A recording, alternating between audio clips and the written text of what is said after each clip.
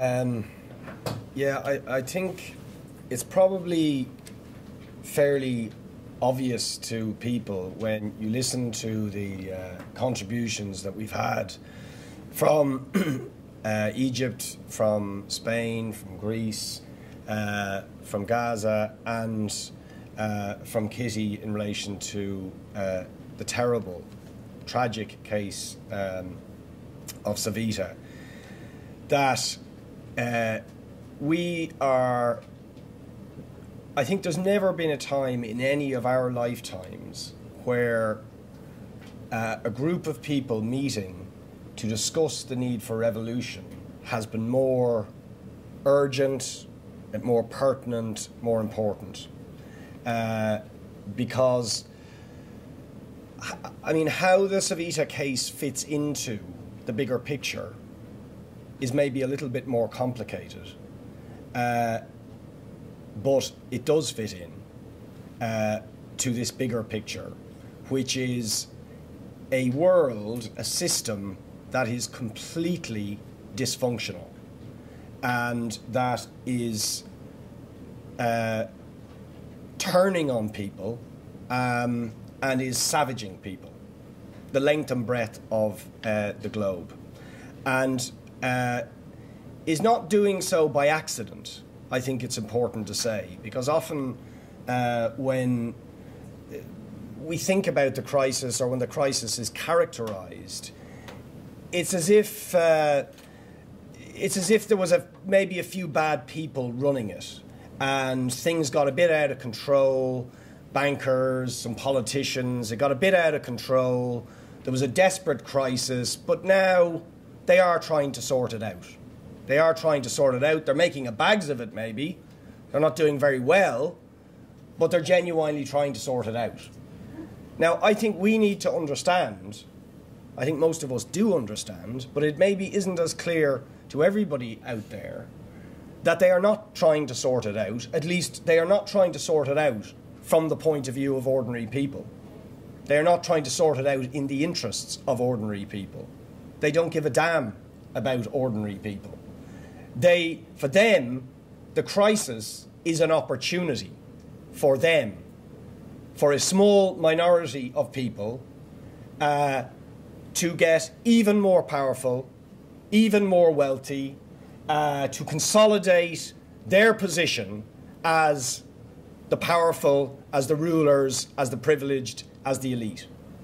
That is what the crisis is about for them. It is about using the atmosphere of crisis to do things to us that they have always wanted to do, that they have long been trying to do, but they now think they can do on a much bigger and more intense scale. And that is essentially what is going on. And for ordinary people, that means this crisis is going to get worse and worse and worse unless they take things into their own hands. And that should be obvious, just listening to the accounts we've heard and just looking at the situation in this country. 4 years now of their so-called solutions to the crisis, and it's just got worse and worse and worse. And the pace of it getting worse is accelerating all the time. I mean, statistics don't even do justice to what is going on in people's lives. And I think most people here don't need to be told, because I think there is hardly anybody who isn't feeling directly the impact of the crisis on them, on their communities, on their loved ones, on their families, or whatever. I certainly know, looking at our clinic, I mean, the clinic we have in Dunleary, it's just awful. It's just awful what is coming through the door, day in, day out. The terrible stories, every single one of them unique and individual, terrible stories of injustice, of despair, of suffering, of people being unable to cope desperately, dealing with the consequences in their own individual, unique way with the consequences of this disastrous crisis. that has been visited on them, and it just keeps getting worse. And you look at, for example, the Irish League of Credit Union figures. 3 months ago, 1.6 million people in the country with only €100 left at the end of the month after they pay their bills. 3 months later, 1.8 million. 200,000 more people driven towards the poverty line in just 3 months. And of that, I mean, even more shocking, 1.3 million of those people have less than €50 at the end of the month, and now a full million people in the country, just under a quarter of the population, living in or on the poverty, below or on the poverty line, including 200,000 children. Tens and tens of thousands of people in mortgage distress, in absolutely dire situations. And of course, young people, to my mind, one of the most tragic aspects of this crisis is to see tens of thousands of young people, not exclusively young people, but mostly young people leaving the country. I mean, I just find that absolutely tragic. 80,000 people in the last year. I mean, that is just diabolical indictment of the failure is too strong a word, of the absolute disaster that these people have visited on our society. And what are they trying to do? They are just trying to asset strip our society in this atmosphere of crisis. They want to batter down the living conditions of working people, because they think having decent living conditions is an obstruction to them making money and profit. They want to dismantle our social welfare state. They want to dismantle our public services, and they want to steal our natural resources, our state enterprise. Everything is up. They think they can get it now. The forests, the oil and the gas, the wind, everything they want to grab in this atmosphere of crisis, and they don't give a damn what are the human consequences for ordinary people. And you see the extent to which they're willing to go when you see the sort of things we're seeing in Palestine, in Gaza, as has been described. There is no barbarity these people are not willing to engage in order to protect their dysfunctional system and their power and their privilege and their wealth. And I think it was Tony Cliff, the founder of the Socialist Workers' Party. He said he was a Palestinian Jew, as it happened, and who was born the last time this happened, or was born just before the last 30s crisis in Palestine, and understood the intersection of these two things, of the crisis of the 1930s and the horrors that were going on, if you like, the beginning of the foundation of Zionism, what it represented, the attempt of the imperial powers to carve up the Middle East for their interests. And he said, about 15 or 20 years ago, he said, we are watching the movie that I saw of the 1930s in slow motion. That's where we're heading. But in fact, that movie has now sped up. We are now moving very rapidly towards the horrors of the 1930s, the crisis, the scale and the depth of the crisis that was seen in the 1930s. And that means two things, because you could become very, very depressed and despairing faced with what is happening. And I think there is a lot of despair out there at the moment, because we know how the 1930s ended. They ended with the greatest human catastrophe ever, because the wealthy and the powerful were literally willing to destroy everything. Democracy, and put people in ovens. It wasn't just a few crazed Nazis, but big business in Germany crucially backed the fascists in order to protect their system. against the fear that the ordinary people might revolt and might demand change, as they were demanding change.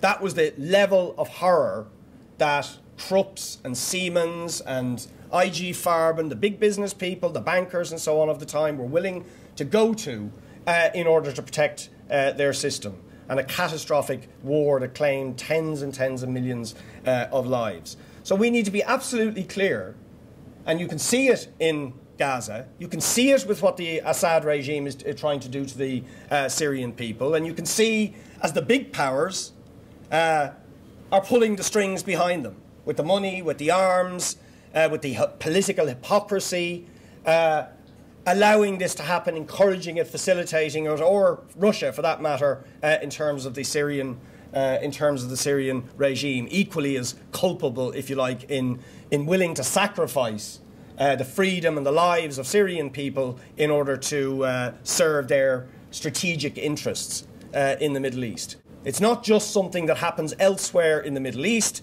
as we are beginning to see in Greece and so on. I mean, I was in Athens 2 weeks ago and I was shocked, absolutely shocked. Prostitution is just rampant. It was just awful to see the extent of it. Homelessness, rampant, and police roving in bands, gangs of them. I mean, here you see 1 or 2 police walking on their own or whatever. In Athens, the police rove in gangs everywhere. It's scary stuff, right? And that is our future unless we intervene to change it. Now, on the plus side, on the positive side, there is resistance. Everywhere there is resistance. And as there was in the 30s, revolutions, revolts, and so on. And this is happening. And we should absolutely dispel any idea that there's anything different about Ireland, that it's not going to happen here, that we're sort of genetically predisposed to be submissive in the face of this attack and this austerity and this injustice. Civil disobedience, with 1 million people willing to defy the government, threatened with this deadline last March, and still about 800,000 people still engaging in a form of mass civil disobedience. And there's resistance all over the country. Home helps, fighting against the cuts and the moves to privatise their services. Fantastic protests by people with disabilities against attempts to take away their personal assistance, and you can go through the list. The resistance is everywhere, and it is going to come. And of course, what we've seen, the huge outpouring of anger and indignation against what happened to Civita. And of course, where that fits in, where the case of Civita fits in, is that their weapon, the weapon of the establishment, of the elite, to try and deal with the inevitable resistance of ordinary people against this level of injustice, is to divide people and is to develop an architecture of control. And a key part of the architecture of control and division in this country has always been the oppression of women. Absolutely central to keeping working class people down, policing them within particular roles, and creating institutionalised divisions and so on. And that has been a key part. But it's also more generally a method. And I think we need to understand this, that the ruling class in this country and everywhere know there is going to be resistance. You can't do what they are trying to and are doing to people without having resistance, and they know that resistance is coming. And their main weapon is politics, and the politics of divide and rule. That is the key weapon they will use. Divide public sector worker against private sector worker. Divide the countryside against the city. That's what this sham debate about should we have site valuation tax or should we have market valuation property tax is, to divide the country against the city. Get us into an argument about should it be the country who takes the bigger hit or the city, when in fact it's all obnoxious and it's going to be an unsustainable and massive attack on everybody, regardless of what model they put in because that's what it is. It's just an austerity tax to pay off the bankers and the bondholders. They're now trying to turn us against pensioners, incredibly against pensioners. Pensioners, don't you know, they're living the life of Riley. They have free bus passes, they get free TV licences. It's outrageous. And for the IMF, it really is outrageous. I mean, that is... The IMF seem to have a vendetta against the free travel for pensioners, against these incredibly generous pensions that pensioners have, against the fact that they get TV licences, and so on, right? Really pushing hard on these things. So they are trying to divide us now against the pensioners, and they're doing it with the students as well. Their real target is to attack public education, to move, to try and privatise that area as well. But they try and tell us that these students are privileged. And that's why we've got really what we're reforming the education system, because there's too much, there's money going to these privileged students, these wealthy students, as if Tony O'Reilly's kids depend on grants. As if it's going to make any difference whatsoever to Tony O'Reilly's kids, whether he goes into, whether there's free fees or not. It's preposterous. But that's what they're trying to do, to divide and rule. So, faced with that, what we have to argue very simply is for resistance, first of all, but crucially for uniting the resistance. Because they can handle it if they can divide us. And that has been absolutely their tactic for the last 2 years, is to keep the resistance divided, to keep everything as a single issue, and also to try and insinuate that when resistance does happen, to try and insinuate their way into it and marginalise those who would make the connections, which are the socialists. We're seeing it at the moment with the Savita case. I mean, it's incredible. The Labour Party are now both the government and the opposition on the Savita case. I couldn't believe it. It's sickening. I found Ivana Bacik this morning on the radio really quite nauseating, because she started castigating Billy Kelleher, rightly of course, for Fianna Fáil's failure to legislate on the X case, and said, and you didn't vote for Claire Daly's bill, the ULA bill, on legislating for the X case. And understandably, Billy Kelleher, of course, has no defence for Fianna Fáil, but pointed back and said, but the Labour Party didn't support it either. But over the last few days, you would think the Labour Party were now leading the charge for legislation over X case. And this is happening everywhere. We had a meeting on stopping the oil rig in Dunleary, packed meeting, 300 or 400 people at the meeting, about natural resources and the theft of our natural resources. Who's one of the main speakers? Eddie Hobbs, right? Eddie Hobbs, presenting himself as now a friend of the people, concerned about natural resources, right? So when they know resistance is going to happen, the right move in, they try and capture it, they try and articulate some of the anger, but only to divide and derail it. Because, of course, the main point Eddie Hobbs wanted to make was don't protest. And don't make connections. Go on Facebook. And he's also mentioned something about some company he's got called Green Gold that he's involved in, right? But this is what these people are at. What? Controlled opposition, right? So, I really that's the point I want to make, is that we have to obviously be at the centre of building the resistance, but crucially we have to politically intervene in it. It's not just a matter of fighting, because they are very organised, they're very coordinated. That's why they have these summits all the time. They meet and they discuss.